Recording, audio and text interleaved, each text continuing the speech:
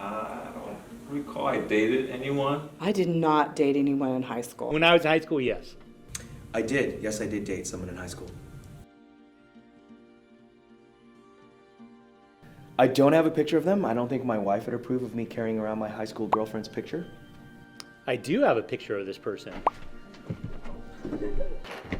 My wife and I actually met in high school. I actually met my wife at church, and I had a box of Nerds. And so I went up to her and I offered a Nerd. It's many years later, we're still together. That dabbling in it in high school is okay, as long as you know you're just kind of having a good time. I think getting really serious maybe once you get to college, or maybe after graduating from college, like in your early 20s, mid-20s. After high school? Yeah. College, you go out into the world and you're either almost adult or you just became an adult. Don't do it. All you should do is your math homework. If you're dating someone in high school, I think it's wonderful. And if you continue to date up until your senior year, at the end of your senior year, break up. You don't want to take high school with you to the next chapter in your life. And I think that if you carry your high school significant other, boyfriend or girlfriend, that's going to hold you back. The cliche, if it was meant to be, it was meant to be. And you will get back together and everything will be the way it was. But I think it's an important time in your life to grow, and you can't give yourself to someone else when you're trying to grow yourself. So I say, break up. Be honest with one another, share your thoughts, your dreams, your ideas, be a partner. Yeah, well, there's good and bad.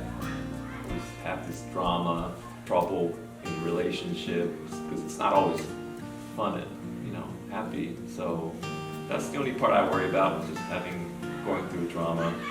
That's why I discourage them from having a significant other. If you're really busy, it takes time and energy to form a relationship.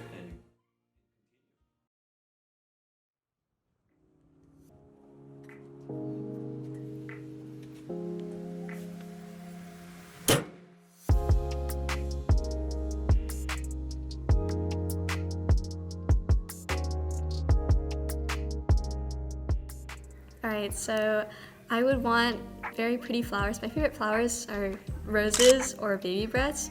And then I would also want a handwritten note. And I'd also want chocolates, specifically dark chocolate.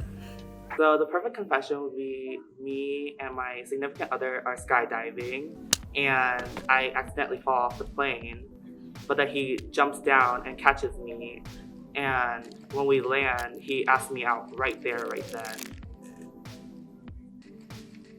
When we land, my dad just appeared. He's like, I don't approve of this relationship. And I'm like, I don't care, Dad. I'll date him anyway. And we just run off into the sunset and we live happily ever after. So I want him to show up with a box of chocolate and photo cards and a note saying how much I mean to him. He also needs to be at least 6 feet tall, talented, smart, nice, preferably a rich CEO of a large company, and works out. For me, my ideal Valentine's Day would be the guy would pick me up, serenade me outside my house with a boombox, with a rose petal pathway on the date for the girl, you want the conversation to flow, right? So make sure to show him your personality, only talking about yourself. And then if you're the guy, just start talking about other girls. She wants to see herself as a competition, she's gotta be good. So my ideal date would probably be, I would sneak through her window and I'd say, what's up? And then I'll hand her flowers and I'll say, let's go. And then we'll go to our car and then we'll go to Big Bear. And then we go up to our parents and we'll just snowboard and hang out for a week straight. Okay, imagine this. You're walking down the quad with your friends. All of a sudden they stop. You look around, everyone else has stopped too. Then they split in two. You see your crush on a chair at the end. She stands up, kicks the chair, and starts walking towards you.